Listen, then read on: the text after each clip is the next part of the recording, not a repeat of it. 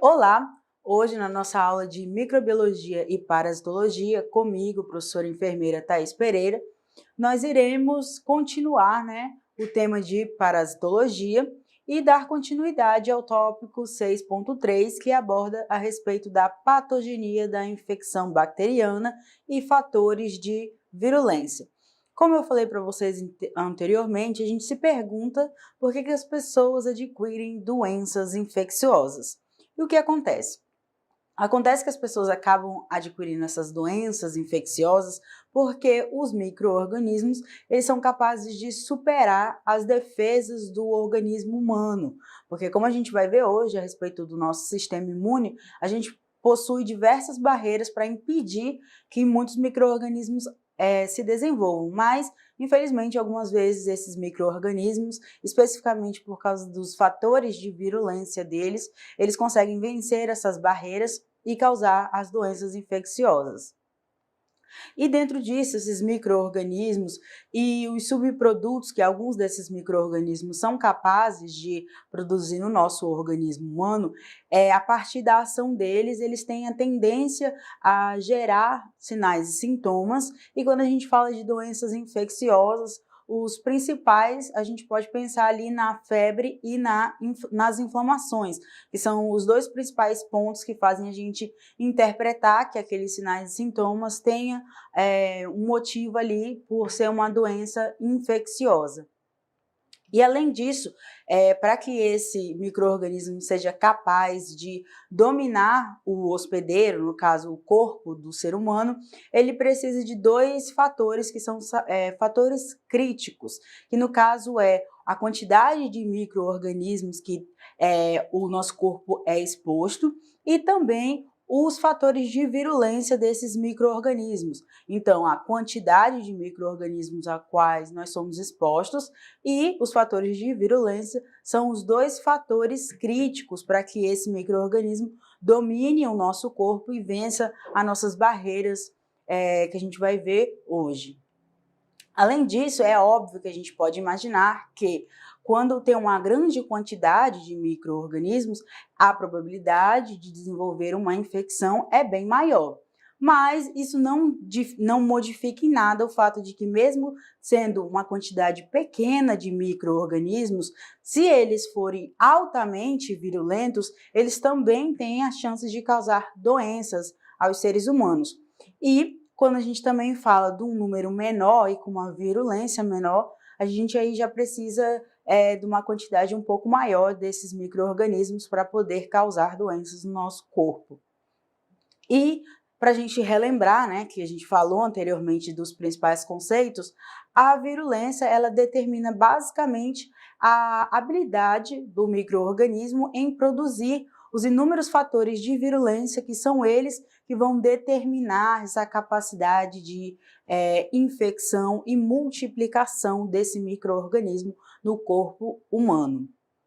E dentro disso, a gente tem que ter em mente que o termo infecção, quando a gente for estudando aqui ao longo do nosso estudo, a gente vai perceber que algumas vezes a gente está falando de infecção, mas ela tem significados diferentes conforme o contexto.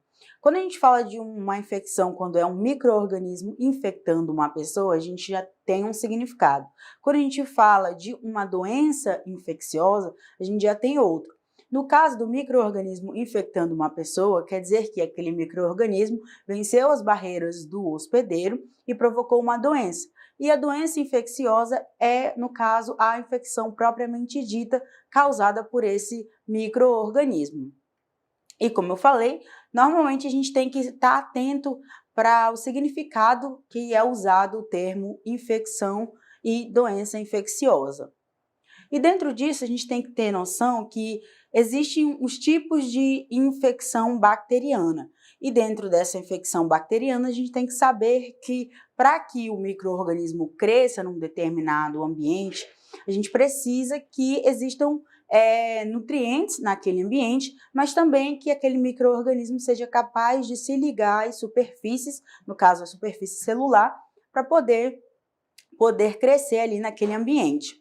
E com base nisso, como eu falei, esses micro-organismos, para crescer no ambiente, logo após a aderência dele às células, eles precisam de um nutriente, eles precisam dos nutrientes, um meio de cultura para que eles possam crescer, se desenvolver, no caso, e se multiplicar. E quando eu falo aqui para vocês de tipos de infecção bacteriana, vocês têm que ter em mente que as bactérias, todas elas capazes de provocar doenças no corpo humano, elas se utilizam de dois mecanismos principais, que são a produção de toxinas e a invasão e a inflamação. Então, quando eu falar com vocês sobre quais são os dois mecanismos principais que as bactérias usam para poder causar uma infecção ao corpo humano, são a produção de toxinas e a invasão e inflamação. Quando a gente fala de toxinas produzidas por bactérias, a gente está falando de dois tipos de toxinas, as exotoxinas e as endotoxinas. São as duas principais categorias de toxinas produzidas por bactérias. E dentro disso, as exotoxinas, elas são polipeptídeos que são liberados através das bactérias, enquanto as endotoxinas são lipopolissacarídeos que eles estão integrados à parede celular das bactérias. Então, esses dois tipos de toxinas são produzidos por essas bactérias, mas eles são liberados em situações diferentes. Quando a gente fala de endotoxinas, os principais micro-organismos produtores dessas endotoxinas, são os bacilos, né? São uma forma das bactérias, e os cocos gram-negativos. Vocês lembram lá que na microbiologia, quando a gente falou de bactérias, a gente tem as bactérias gram-positivas e gram-negativas? Então, as gram-negativas, elas são responsáveis por produzir endotoxinas. E no caso desses bacilos e desses cocos gram-negativos, eles são responsáveis por gerar com frequência a febre e o choque, que no caso a gente está falando aqui do choque séptico. E essas endotoxinas também são capazes de provocar outras manifestações, no caso, manifestações sistêmicas.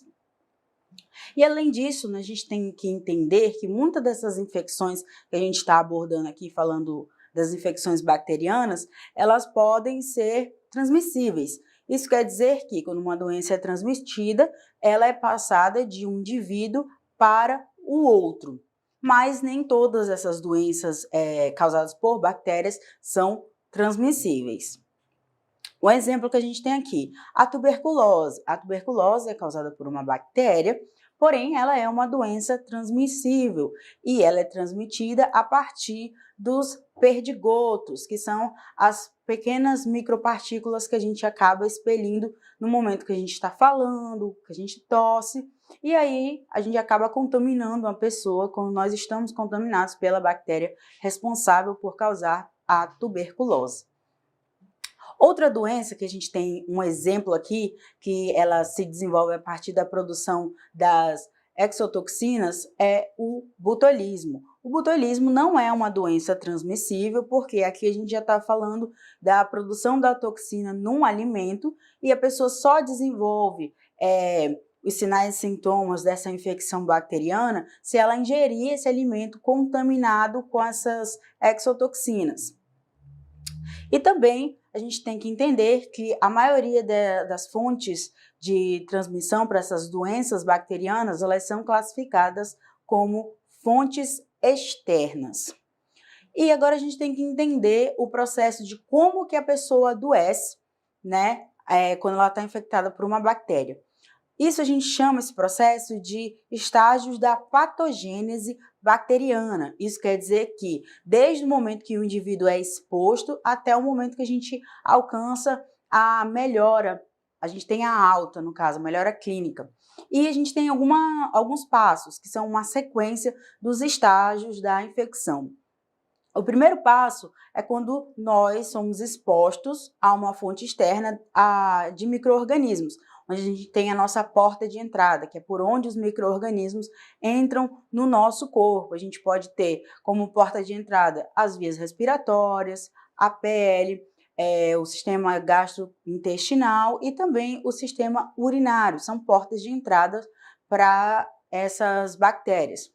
Logo em seguida, a gente tem a segunda fase, que é a fase da evasão das defesas primárias do hospedeiro, como a pele e o ácido gástrico.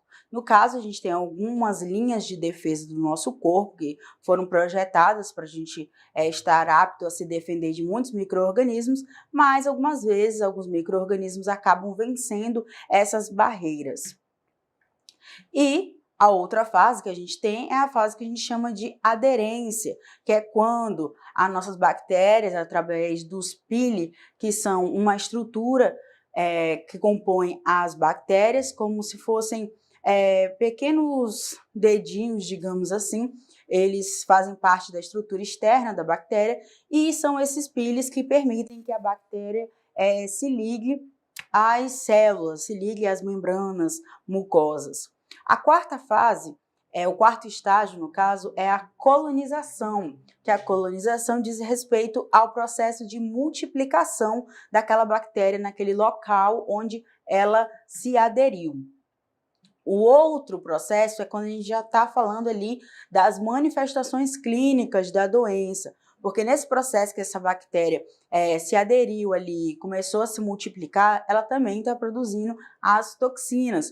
E são essas toxinas que são responsáveis por gerar no nosso corpo os sinais e sintomas específicos para a doença responsável, para o micro-organismo responsável, no caso, por causar aquela doença. E daí a gente tem nesse passo essa produção dessas toxinas e logo em seguida a gente tem a invasão, que é a partir dessa invasão que a gente inicia com o processo inflamatório causado por essa bactéria. Logo em seguida, o nosso organismo, observando que tem alguma coisa errada, tem algo acontecendo ali que não é normal, o nosso sistema imunológico, que é responsável por defender o nosso corpo, ele entra em ação. A gente tem a nossa imunidade inespecífica e específica, como a gente vai ver daqui a pouco, e essas nossas células de defesa, elas entram em ação para impedir que essa bactéria continue se multiplicando e produzindo toxinas. Logo em seguida, que é a última sequência desses estágios da patogênese bacteriana, é quando a gente está evoluindo para a recuperação, que nosso corpo conseguiu se defender daqueles micro-organismos que estavam se multiplicando, no caso as bactérias. E também tem o fato de que muitas vezes a gente acaba indo ao médico, faz uso de uma medicação, muitas vezes os antibióticos, e aí, juntamente com o nosso sistema imunológico, a gente acaba tendo a recuperação dessa doença e a gente volta a ser considerado um indivíduo saudável. E dentro desse processo que a gente viu agora anteriormente a respeito desses estágios, para isso acontecer, a gente também tem que entender todos os fatores relacionados à transmissão dessas doenças, como é que ocorre. Quando a gente entende o modo de transmissão das bactérias e de qualquer outro agente infeccioso, a gente tem uma noção de como realizar um processo que a gente chama de quebra da cadeia de transmissão. Porque todas as doenças, elas têm uma maneira para serem transmitidas. E se a gente sabe como a gente adquire essa doença, a gente pode impedir essa cadeia de transmissão. E é por isso que é importante a gente conhecer quais são as vias que a gente acaba se contaminando com alguns micro-organismos. Dentro desse processo, desse modo de transmissão, inúmeras das doenças infecciosas, elas acabam ocorrendo através do contato entre seres humanos, mas também a gente pode acabar se contaminando através de outras fontes, que são as fontes não humanas. Um exemplo é o solo, a água e os animais. Então, a gente pode se contaminar entre os humanos e também através das fontes não humanas. E como a gente viu lá na aula anterior, a gente falou sobre a nossa microbiota normal e ela é uma das responsáveis, né, por manter esse equilíbrio no nosso corpo e impedir que alguns micro-organismos patogênicos acabem se desenvolvendo. Então, se esse micro-organismo vence essa nossa barreira dessa nossa microbiota normal, a gente acaba correndo o risco de ser acometido por doenças. E no caso, esses patógenos, eles são muitas das vezes eliminados pelo nosso trato respiratório e gastrointestinal. Então, a gente tem uma porta de entrada e uma porta de saída desses micro-organismos do nosso corpo. Então, nesse processo que tem a porta de entrada e a porta de saída, ela está sempre relacionada, ela é como se fosse um ciclo, tanto quando entra o micro-organismo, quando ele sai do corpo. E nesse ciclo de portas de entrada e saída, a gente sempre começa pela porta de saída, porque é a partir da saída que uma nova pessoa pode se infectar. E as duas principais portas de saída, as portas de eliminação de patógenos do nosso organismo, é através do trato respiratório e do trato gastrointestinal. E dentro disso, as formas de transmissão, normalmente elas ocorrem por meio de aerosóis respiratórios ou por contaminação fecal. E essa contaminação fecal tem a ver com as fontes relacionadas a alimentos e a água. Porque o que acontece? Quando a gente estava na microbiologia, eu estava falando sobre as doenças transmitidas por alimentos, eu falei que muitas vezes a gente acaba adquirindo uma doença na rua, uma intoxicação alimentar, devido ao fato da pessoa que manipulou aquele alimento que a gente consumiu não estavam com as mãos lavadas da forma correta e podia ser que aquela pessoa tinha micro-organismos ali embaixo das unhas ou na própria palma da mão, porque ela pode estar com micro-organismo dentro do corpo, pode ter ido ao banheiro e no momento que ela realizou a higiene ficou resquícios ali embaixo da unha e contaminou o alimento.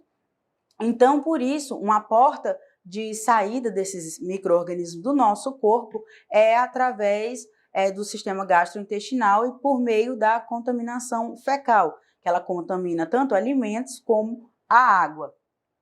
E dentro disso existem outras formas desses micro-organismos serem transmitidos também, que é através do contato sexual, da urina, do contato cutâneo, da transfusão sanguínea, quando ocorre o compartilhamento de seringas, ou através da picada de artrópodes, um exemplo, a picada de uma aranha, que seja venenosa.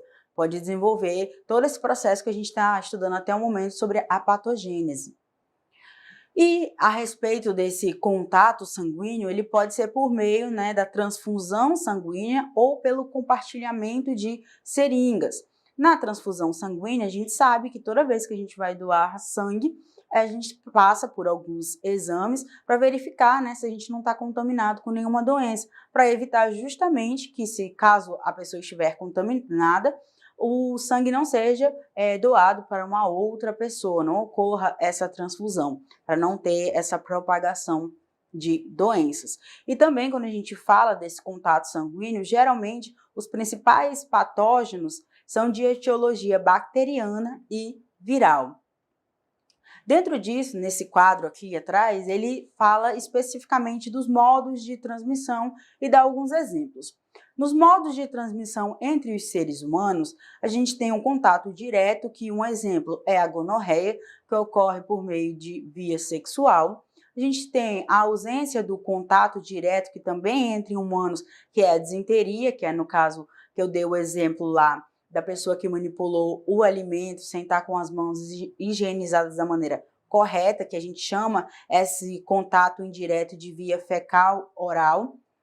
A gente também tem a via transplacentária, que também pode ser chamada de transmissão vertical. O exemplo que a gente tem aqui é da sífilis congênita, que acontece da mãe passar para o filho por via transplacentária. Outra via também que a gente tem é a via parenteral, que pode ocorrer a transmissão de diversos micro-organismos. No exemplo, no caso da via parenteral, é no caso da própria transfusão sanguínea, ou quando ocorre da pessoa fazer esse compartilhamento de seringas, isso pode também acontecer. O outro exemplo que a gente tem é também a sífilis, ela também pode ser transmitida através do sangue, desse contato com o sangue. Como eu falei, além dos modos de transmissão entre os humanos, a gente tem os contatos com não humanos, que são o solo. O exemplo que a gente tem aqui é o tétano, que os esporos formados pelo micro-organismo causador do tétano pode ser encontrado no solo, e caso a pessoa tenha alguma ferida ali no pé e está andando descalço, ela pode acabar se contaminando, né? Esse micro-organismo entra na pele através dessa ferida. A gente tem através da água, que a gente, um exemplo que a gente tem é a doença dos legionários, onde esses micro-organismos, principalmente a bactéria causadora da doença, ela pode ser inalada, né, no momento da respiração, e ela atinge os pulmões. A gente também tem a via através de animais. Essa via entre os animais, ela pode ser direta, quando tem um contato direto com o animal. O exemplo da raiva, que pode ser por arranhadura ou a mordedura desse animal, né, nas pessoas. Pode ser por meio de artrópodes. O exemplo que a gente tem aqui são os carrapatos, causadores da doença de Lyme. A gente também tem por meio das excretas dos animais. Um exemplo que a gente tem é a toxoplasmose. E também temos as fomites, que são as infecções que ocorrem quando a gente manipula alguns objetos. Um exemplo que a gente tem são algumas infecções cutâneas causadas por estafilococos, que ocorre quando a gente compartilha toalha com outras pessoas. Ainda sobre essa transmissão, como eu falei, nesses modos de transmissão, a gente tem uma transmissão onde esses micro-organismos podem ocorrer da mãe para o filho, que a gente chama de transmissão vertical. E essa transmissão vertical, ela pode ser por meio da placenta, pelo canal vaginal no momento do parto ou no processo da amamentação. Então, por esses três modos, pode haver a transmissão de doenças da mãe para o filho. Além disso, como também já citei anteriormente, mas é importante a gente frisar, é sobre as portas de entrada, como os micro-organismos entram no nosso corpo. Primeiro, a gente tem o trato respiratório, depois o trato gastrointestinal, o trato genital e a pele. Mas aqui a gente, quando fala de pele, a gente tem que lembrar que a probabilidade desse micro-organismo entrar na pele é só se houver um corte, uma ferida, um arranhão, qualquer coisa que tenha feito a pele deixar de ser íntegra, a pele deixar de ser intacta, que faz com que a gente esteja exposto a esses micro-organismos. Quando a gente fala de pele íntegra, raramente a gente vai acabar se contaminando com qualquer tipo de micro-organismo. É importante que quando a gente fala desse tópico de patogênese e também de fatores de virulência, a gente tem que abordar sobre esses fatores de virulência. E para a gente ter noção o que são esses fatores de virulência? Basicamente, fatores de virulência, eles vão auxiliar ao patógeno na invasão e na resistência dele às defesas do corpo humano. Isso quer dizer o quê? Quer dizer que, através desses fatores de virulência, o micro-organismo ele se torna mais forte para aguentar quando o nosso sistema imunológico começa a atacar ele. E também, através desses fatores de virulência, ele se torna também mais apto a entrar nas nossas células e reagir, o nosso organismo reagir a ele. E quais são os três principais fatores de virulência? Se eu perguntar para vocês os fatores de virulência, eu estou falando das cápsulas, das enzimas e das toxinas. São os três principais fatores de virulência quando a gente está falando das bactérias. Nosso primeiro fator de virulência aqui que a gente vai abordar é a cápsula. Na imagem aqui ao lado, a gente tem a imagem de uma bactéria. E aí, essa bactéria, essa parte externa alaranjada, a gente tem a cápsula. E essa cápsula envolve a bactéria e ela tem três principais funções. E quais são essas funções?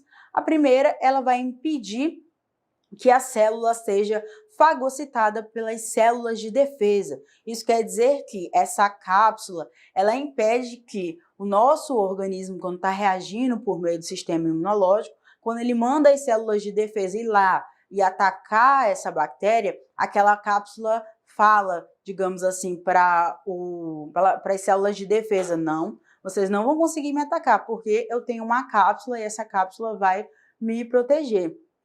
E também a gente tem como função para essa cápsula promover a adesão, né, dessa bactéria em diferentes substratos. Então, essas bactérias que têm essa cápsula, além de tornar ela mais resistente às células de defesa do nosso organismo, ela também permite que essa bactéria seja capaz de, em qualquer parte do corpo humano que ela for, ela vai ser capaz de se aderir ali. Então, ela pode se aderir nos nossos dentes, no trato respiratório, na mucosa intestinal e em vários outros locais.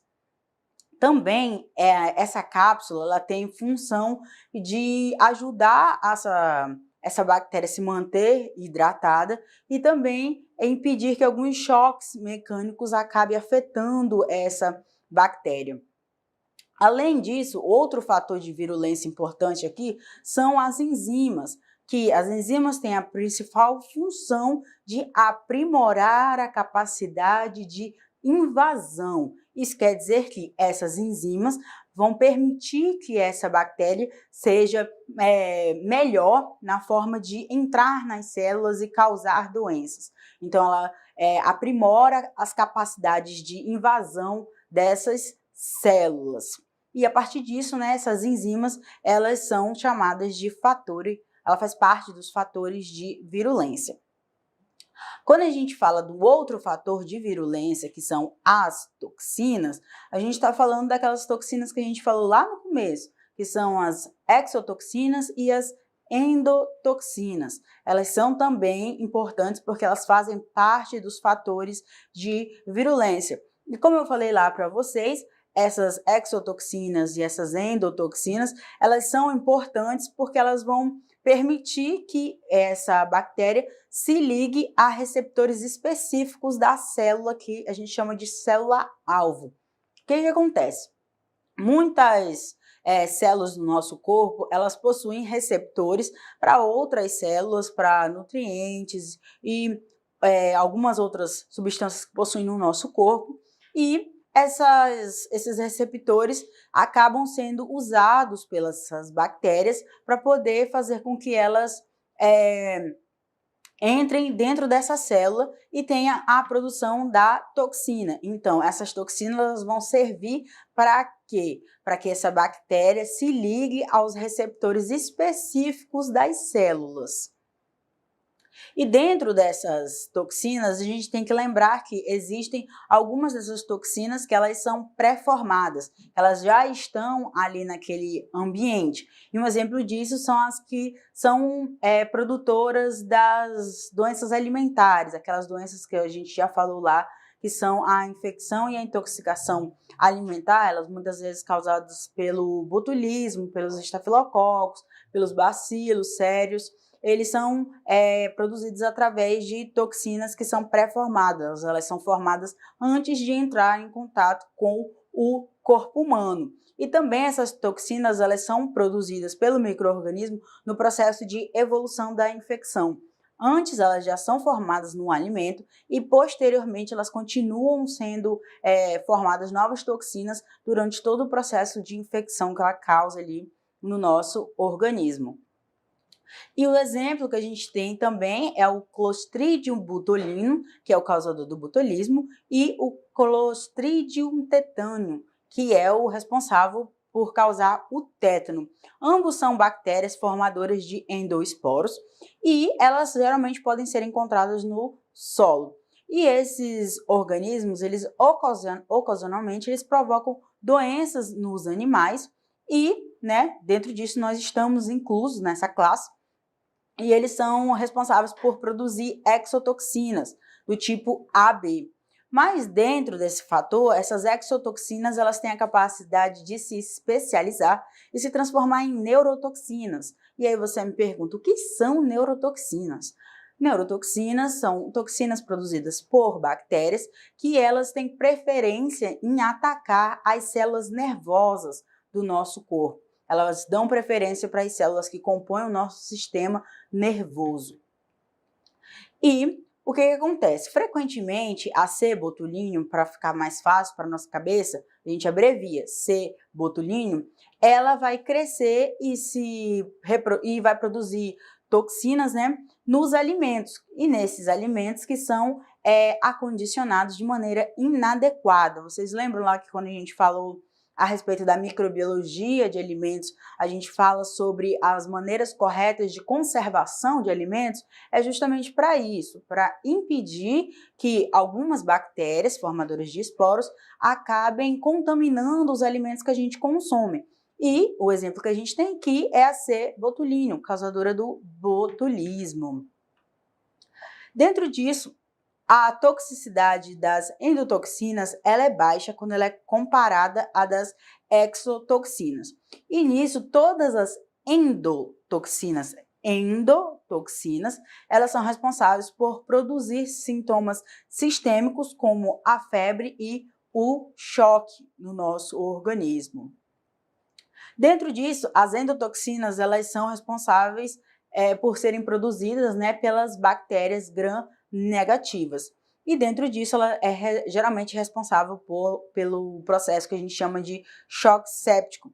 E esse choque séptico é caracterizado pela febre e pela hipotensão, que é a queda da pressão arterial, essa hipotensão, que são as características mais evidentes que mostram, né, que a pessoa está tendo um choque séptico.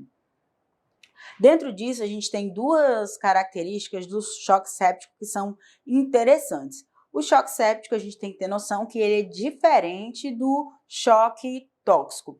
E no choque séptico, a gente vai ter a presença dessa toxina produzida por essas bactérias na nossa corrente sanguínea, correndo pelo nosso corpo inteiro. Então, a gente vai ter uma ação generalizada, que é assim que a gente chama as manifestações sistêmicas que acometem todo o nosso corpo humano. Nesse caso, no choque séptico, isso acontece devido à produção dessas endotoxinas, que elas vão para a nossa corrente sanguínea e, como o sangue percorre o nosso corpo todo, essas toxinas serão levadas para todas as partes do nosso corpo. E outro fator interessante a respeito disso é que nesse choque séptico a gente pode acabar indo a óbito. E também, muitas vezes, a gente faz uso, né, dos antimicrobianos, os antibióticos especificamente, para lidar com essas bactérias produtoras de endotoxinas que estão ali no nosso organismo.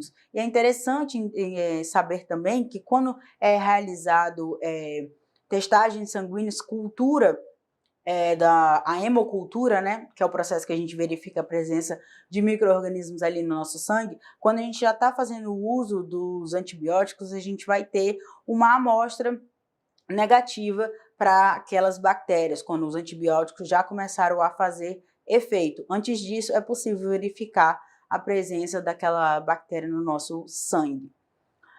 Agora vamos para a parte interessante para saber como é que o nosso corpo reage a tudo isso que eu falei, de como que a bactéria age no nosso corpo e como o nosso sistema imunológico reage. Por quê? Se o nosso sistema imunológico não reagir, a gente acaba indo a óbito, né, no caso. Quando a gente fala de imunidade e defesa do hospedeiro, a gente está falando a respeito do nosso sistema imune, falando das nossas células de defesa. Nós, seres humanos, somos organismos pluricelulares, no caso, somos compostos por trilhões de células. Nós possuímos o sistema imune, e ele pode ser chamado de sistema imune intrínseco ou inato e sistema adaptativo. E eles vão ser responsáveis por impedir que os patógenos causadores de doenças, né, os micro-organismos causadores de doenças, que são patógenos, acabem causando mais danos ainda para o nosso corpo. Então, nosso sistema imune é ativado para nos defender. Dentro disso, a gente também, além do nosso sistema imune intrínseco ou inato, a gente também tem o nosso sistema imune chamado de adaptativo, que no adaptativo ele é capaz de lidar com patógenos específicos. Quando o nosso sistema imune inato, ele não consegue lidar com aquele patógeno que está no nosso corpo, ele não consegue reagir de forma que impeça que ele continue se multiplicando, o nosso sistema adaptativo é chamado ali para lutar também para impedir com que aquele micro-organismo continue causando danos ao nosso corpo.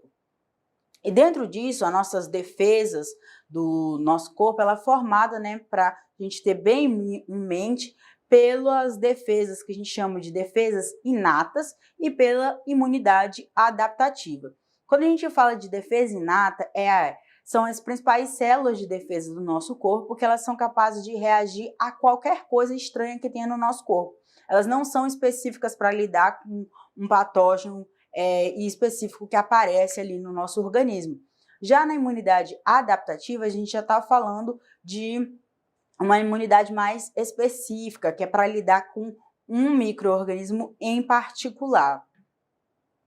E nessa nossa imunidade inata, a gente vai ter a capacidade de, por meio das nossas células de defesa, destruir os patógenos e os produtos produzidos por esses patógenos. No exemplo lá que eu expliquei anteriormente, quando a gente fala das bactérias, elas produzem toxinas. E aí, nessa produção de toxinas, o nosso sistema imune inato também vai ser capaz de eliminar tanto essas bactérias produtoras desses processos infecciosos, como as toxinas que elas produzem. E qual é a célula, uma das principais células que vai ajudar nesse processo? A gente vai ter os fagócitos, que os fagócitos são células de defesa do corpo humano, que elas têm a principal função de fazer o quê? De realizar um processo de englobar, matar e digerir a maioria dos patógenos. Então, quer dizer que para a gente ter fazer uma comparação aqui com os fagócitos, a gente não tem no jogo do Pac-Man, que ele vai, que tem outros bichinhos que vão atrás dele e ele também não come. Então, os fagócitos são como se fosse o Pac-Man, quando ele está se alimentando. Os fagócitos têm essa mesma função. Ele vai lá, pega aquele micro-organismo, aquele patógeno, realiza o processo de digerir ele e mata esse patógeno. Então, por isso, ele é considerado uma célula de defesa do nosso organismo. E nessa imunidade inata, ela geralmente desenvolve respostas imunes no nosso corpo em torno de horas após esse contato inicial com esse patógeno. E nessa imunidade inata, ela não requer uma exposição prévia. Isso quer dizer que o nosso organismo já tem aquelas células de defesa, não é necessário produzir novas células de defesa. Só aquelas que a gente já tem ali, elas são capazes de ir lá e tentar eliminar aquele micro-organismo por meio desses fagócitos. E o que acontece? Como eu falei para vocês, nosso corpo tem linhas de defesa. E essa nossa principal linha de defesa, a nossa primeira linha de defesa é a nossa pele. E logo em seguida a gente tem dentro dessa nossa pele, né, a gente tem camadas, né, que compõem a nossa pele. E lá também na nossa pele a gente tem as glândulas sebáceas, que elas são responsáveis por produzir ácidos graxos. E, no caso, esses ácidos graxos são importantes, por quê? Porque eles têm uma função ali de agir de uma forma antibacteriana e antifúngica. Isso quer dizer que ele age tanto contra as bactérias como alguns fungos que podem aparecer ali na nossa pele. Além disso, a nossa segunda linha de defesa importantíssima no nosso corpo é o trato respiratório, o nosso sistema respiratório. E ele é revestido tanto por cílios, e esses cílios são recobertos por muco. Nossa membrana mucosa do trato respiratório é a nossa segunda defesa importante, né, nesse processo de se defender do nosso corpo, de se defender dos micro-organismos. E o que acontece?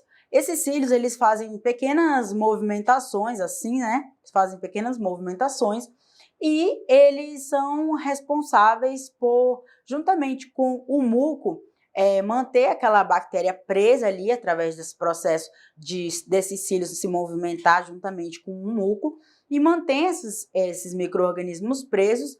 E quando a pessoa realiza o processo de tosse, o reflexo de tosse é ativado, ela acaba sendo expelida nesse momento da tosse. Então, esses nossos cílios e o nosso muco que tem ali na mucosa do nosso trato respiratório, eles são importantes para impedir que esse micro-organismo desça mais dentro do nosso sistema respiratório, porque a gente tem um sistema respiratório classificado em superior e inferior. Então, para evitar que vá para a parte inferior, tanto esses cílios que se movimentam e o muco ali que está junto com o cílio, eles acabam fazendo com que essas bactérias, esses micro-organismos fiquem presos no muco, e quando a gente tem aquele reflexo da tosse inesperado, que quando a gente não está doente, e não está com gripe, nada do tipo, a gente acaba tossindo às vezes. Então isso é uma reação do nosso organismo de tentar expelir algo que não é normal dali. Então, o que acontece? Essa junção de muco e cílios a gente chama de aparato mucociliar. E existem algumas situações que acabam fazendo com que esse nosso aparato mucociliar fique deficiente ao longo dos anos. E os principais responsáveis por danificar esse nosso aparato mucociliar são o álcool, o fumo e alguns vírus específicos. E daí, como a gente vai ter um dano nesse nosso aparato, a gente está mais propenso a desenvolver infecções bacterianas. Então, se eu perguntar para vocês quais são os 3 responsáveis por danificar o aparato mucociliar, eu estou falando do álcool, do fumo e do vírus, de alguns vírus.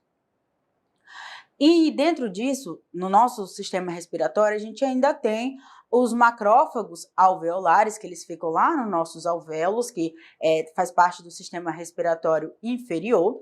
A gente tem também as lisoenzimas, que compõem as nossas lágrimas, e a gente também tem o reflexo de tosse. Todas essas são barreiras naturais do corpo humano para impedir que os micro-organismos se desenvolvam. Dentro disso, a gente ainda tem outra proteção, que a gente já chama de proteção inespecífica, que é o trato gastrointestinal. Lá a gente tem enzimas hidrolíticas e a gente tem o ácido estomacal. Nosso ácido estomacal, ele tem um pH, como já disse, ácido, então não são todos os micro-organismos que têm a capacidade de se desenvolver ali. E também a gente tem os macrófagos, que também são encontrados no nosso intestino delgado. Os macrófagos também são células de defesa que elas realizam o processo de fagocitose, assim como os fagócitos. Na vagina também a gente tem a presença dos lactobacilos, que eles vão proteger a região da vagina para manter ela com um pH sempre baixo. E os lactobacilos fazem parte da microbiota normal da região vaginal. Dentro disso também, a gente tem as bactérias que fazem parte da nossa microbiota normal, como foi falado anteriormente, na aula anterior, e dentro desses micro-organismos, eles podem ser encontrados na nossa pele, na nasofaringe, no colo, na vagina, e todos esses micro-organismos, eles ocupam o que a gente chama de nichos ecológicos, e eles são responsáveis por fazer o quê? Impedir a multiplicação dos patógenos nesses locais. Lembrando que patógenos são micro-organismos causadores de doenças aos seres humanos. Além disso, uma situação interessante que acontece é que quando a gente está fazendo uso de antibióticos através da terapia antimicrobiana, o nosso organismo acaba eliminando alguns micro-organismos benéficos para a gente e faz com que outros que não são tão benéficos acabem se desenvolvendo, que são o Clostridium difficile e a Candida albicans. E, no caso do Clostridium difficile, ele é responsável por causar a colite pseudomembranosa, que no caso é uma inflamação no intestino, e a Candida albicans ela é responsável pela vaginite, a famosa candidíase. E aqui a gente tem uma imagem que representa todas as nossas células de defesa. Todas as nossas células de defesa, elas partem de uma única célula, que são as células troncos, que são encontradas na medula óssea. E elas passam por um processo de especialização, elas vão se transformando em novas células. Então, a gente tem a célula tronco, que é encontrada na medula óssea, e depois ela se torna um precursor mieloide, que se diferencia em monócito e granulócito. Esse monócito dá origem às células dendríticas e aos macrófagos. e os granulócitos dão origem aos neutrófilos e os mastócitos. Essas 4 células que são formadas, elas são responsáveis por realizar o processo de fagocitose, que é o processo de englobar o patógeno ali, né, e realizar o processo de digerir e matar aquele patógeno. Ainda dentro dessas nossas células, a gente tem também partindo da célula-tronco, que é encontrada na nossa medula óssea, a gente tem um precursor linfóide, que ele é geralmente encontrado ali já formado no nosso timo, no nosso órgão chamado timo, e ele dá origem às células T, que elas são da imunidade, que a gente chama de imunidade mediada por célula. Além disso, a gente também tem, dentro desse processo de especialização, esse precursor linfóide, ele também dá origem a uma célula que a gente chama de célula B e ao plasmócito, que eles são importantes, como a gente vai ver daqui para frente, que eles são responsáveis pela produção dos anticorpos.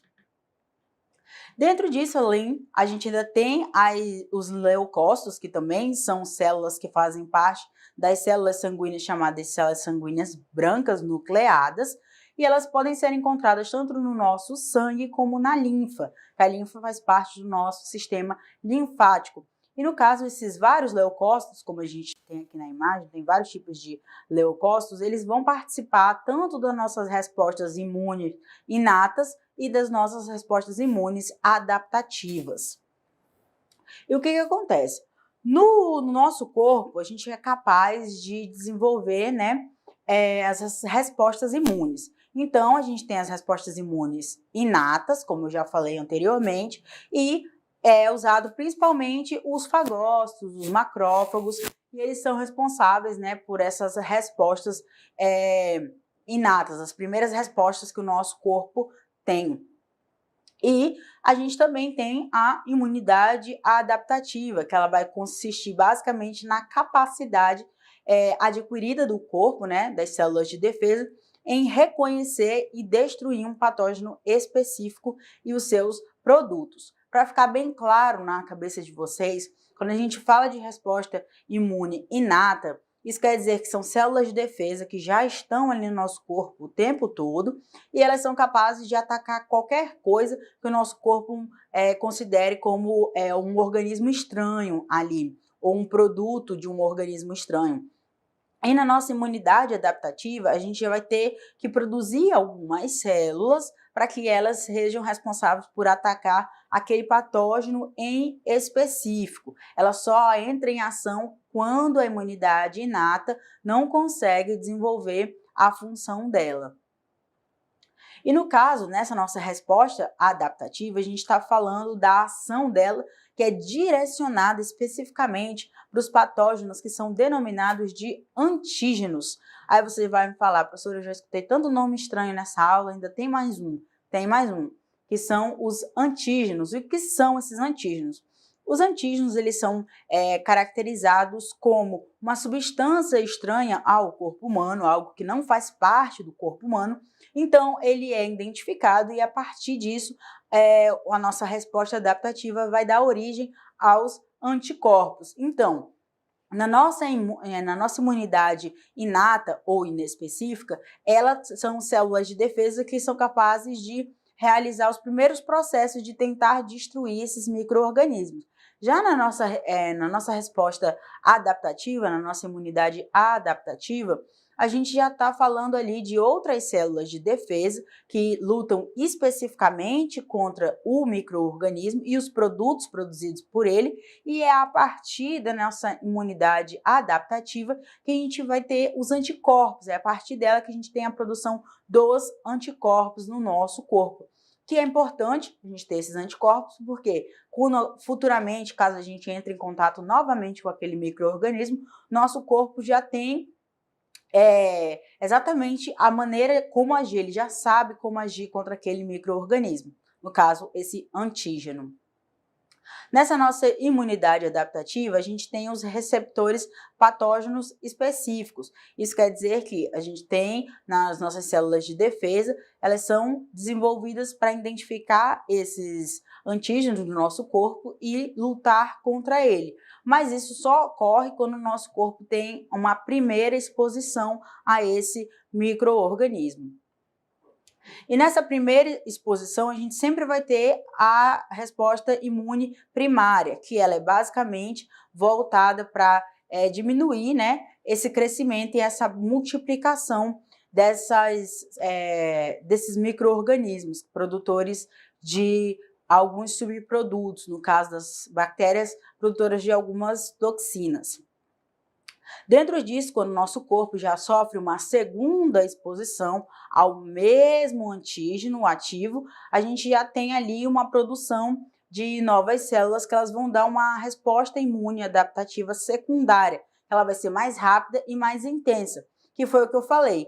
Quando novamente o nosso corpo tiver contato com aquele mesmo antígeno, ele vai ser capaz de agir de forma mais rápida e mais intensa, porque o nosso corpo desenvolveu o que a gente chama de memória imunológica, que é a maneira que o nosso sistema imunológico reage de forma mais rápida e mais intensa, porque ele já sabe exatamente como impedir que aquele micro-organismo continue crescendo ali e cause danos, como ele causou na primeira vez que ele entrou em contato com o nosso organismo.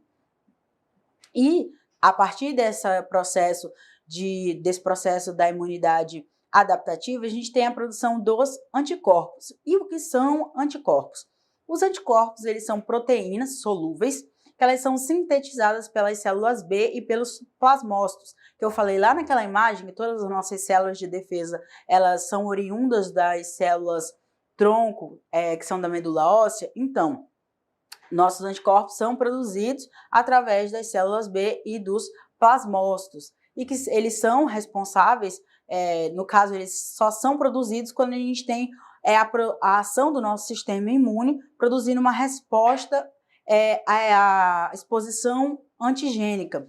Isso quer dizer que nossos anticorpos são produzidos toda vez que o nosso corpo tem contato com um micro-organismo diferente, que no caso é um antígeno, e aí a nossa resposta imune inespecífica e adaptativa, ela agiu, e daí a gente desenvolveu a nossa memória imunológica, que é composta pelos anticorpos, que se caso futuramente a gente tenha contato novamente, a gente já tem anticorpos específicos para aquela doença, então raramente a gente vai desenvolver os sinais e sintomas novamente. Além disso, a gente tem ainda nesses anticorpos, né, a classe de anticorpos. São várias classes de anticorpos, a gente tem o IgG, o IgM, o IgE, o IgD e o IgA, mas comumente os que estão sendo mais falados atualmente são o IgG e o IgM. O IgG e o IgM, eles são encontrados no nosso sangue e eles são produzidos através da resposta primária que os anticorpos têm. E quando a gente tem essa resposta primária, né, essa exposição a micro-organismos, quem vai ser o primeiro a ser produzido é o IgM. Então, um exemplo comum que está acontecendo agora, quando a gente fala do coronavírus e tem um teste positivo, a gente vai ter sempre o IgM positivo, porque ele diz respeito ao fato de que nosso corpo teve contato com o micro-organismo e está produzindo anticorpos. Então, o IgM vai ser positivo. Já quando a gente tem uma resposta secundária do nosso corpo, quem vai ser produzido são os IgG, que é quando o nosso corpo já começou a eliminar o micro-organismo ou já eliminou ele completamente. Então, a gente vai ter a resposta tendo a produção do IgG, que é um anticorpo. Tanto o IgG como o IgM são anticorpos. E no caso, nessas nossas defesas do nosso corpo, para deixar bem claro, a gente tem tanto as nossas respostas formadas pelo nosso sistema imune inespecífico e pelo nosso sistema imune adaptativo. E ambos são responsáveis por livrar o nosso corpo de patógenos.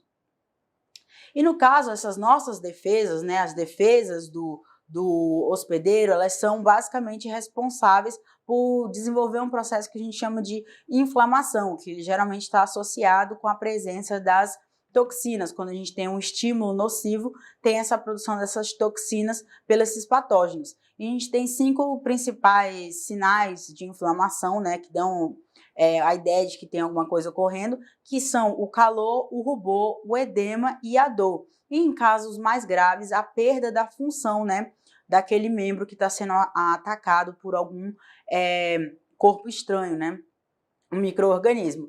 E no caso, essas defesas do nosso corpo, elas reagem a esse processo de inflamação por meio da resposta imune inata e também pela resposta imune adaptativa.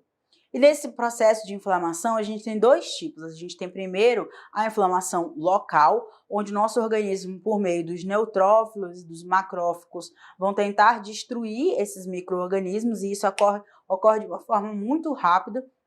Tanto esses neutrófilos como esses macrófagos, assim que esse micro-organismo entra no nosso corpo, eles prontamente saem de onde eles estiverem para poder ir lá e impedir que aquele micro-organismo acabe se multiplicando ali e produzindo toxinas, mas em alguns casos, né, esse micro-organismo consegue vencer barreiras e acaba gerando essa inflamação local, que é uma resposta inicial, tanto do corpo às toxinas, como do nosso sistema imune. E também a gente tem a infecção sistêmica, em alguns casos também o choque. Nessa inflamação sistêmica é quando esse micro-organismo já está disseminado em todo o nosso corpo. E essa resposta inflamatória não detém o patógeno, porque por mais que a gente pense que a resposta inflamatória seja só responsabilidade do patógeno que está no nosso corpo, ela não é só responsabilidade dele, ela também é uma forma que o nosso corpo desenvolve para se proteger da ação daquele corpo estranho ali, né? No caso, o antígeno, aquele micro-organismo. E nessa inflamação sistêmica, em algumas situações, quando ela não é controlada, ela pode ser extremamente perigosa ao corpo humano. Por quê? Porque nossas células de defesa e as células mediadoras inflamatórias, elas vão estar em larga escala no nosso corpo, então vai ter tanto muitas células de defesa como os sinais dessa inflamação dentro do nosso corpo, como a produção das toxinas por algumas bactérias, vai ter tanta coisa acontecendo no nosso corpo que a gente pode até gerar essa inflamação sistêmica. Todo o nosso corpo vai ter algum grau de reação. E de forma bem mais grave, bem mais dificultosa de lidar, é quando essa inflamação ela se espalha para a corrente sanguínea e para o sistema linfático. Daí a gente já vai ter uma situação que a gente chama de choque séptico. E o choque séptico ele é caracterizado como uma infecção generalizada que ela causa a falência dos órgãos e a pressão arterial ela vai estar sempre perigosamente baixa. Isso quer dizer que ela vai estar muito, muito baixa, essa pressão arterial. E também a gente pode ter a presença de febre e em casos bem graves desse choque séptico, a pessoa pode ter a falência dos órgãos devido a esse processo do nosso corpo estar reagindo à inflamação e o nosso sistema imune também está atuando ali contra aquele micro-organismo. E por último, a gente tem a questão da imunidade e da imunização. A gente tem a imunidade natural, que pelo próprio nome a gente já consegue identificar que foi o nosso próprio corpo, né, que desenvolveu a imunidade, e a imunidade artificial, que ela é vinda já pronta, a gente já adquire um anticorpo ali pronto. E essa imunidade natural ela pode ser ativa ou passiva. Ativa é quando o nosso próprio corpo teve contato com o micro-organismo e desenvolveu, através do nosso sistema imune, resposta e produziu anticorpos. Já na imunidade natural passiva, a gente está falando de uma imunidade onde os anticorpos que a gente adquire, eles são transferidos, exemplo, do corpo da mãe para o filho. Um exemplo é através da amamentação. Alguns anticorpos que tem no corpo da mãe, eles são passados para o filho através do leite materno. E na imunidade artificial, a gente já tem uma resposta, a gente não tem a mesma resposta que a gente teria se a gente já tivesse tido contato com a doença, porque a gente já adquire o micro-organismo, já adquire, no caso, o anticorpo pronto. O exemplo, quando a gente é picado, né, por uma cobra, a gente toma o soro. e esse soro já tem a presença dos anticorpos ali. Esse veneno, por exemplo, da cascavel, ele pode ser neutralizado, né, através do uso do soro, que muitas vezes é feito com o próprio veneno da cobra. Então, a gente já tem o anticorpo pronto e daí ele só entra no nosso corpo e ele fica lá como se a gente já tivesse tido contato anteriormente. Então, pessoal, essa foi a aula de hoje, onde a gente abordou tanto sobre o processo da patogênese, da patogenicidade, como o sistema imune. Então, é muito importante a gente compreender todo esse processo para a gente dar continuidade ainda dentro dos estudos da parasitologia.